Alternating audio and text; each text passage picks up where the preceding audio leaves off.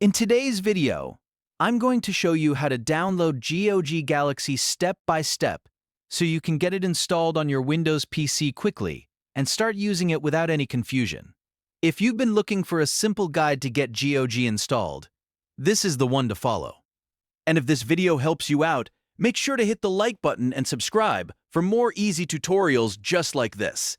Alright, let's jump right in.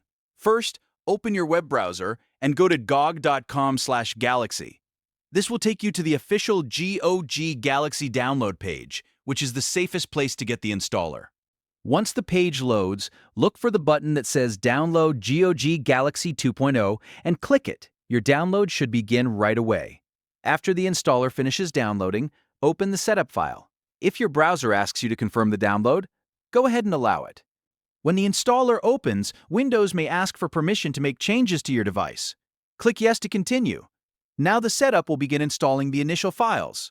This part may take a little time depending on your internet speed and computer performance, so just wait patiently while it prepares everything. Once those initial files are installed, you'll see the setup steps. Click Continue through each of the prompts until the installation is complete. Make sure you follow the on-screen instructions and let the installer finish without closing it early. After the installation is done, you can launch GOG Galaxy from the Start menu or use the desktop shortcut if one was created for you. When the app opens for the first time, you'll need to sign in to your GOG account. If you already have one, simply enter your login details. If you don't have an account yet, you can create one right there in a few easy steps.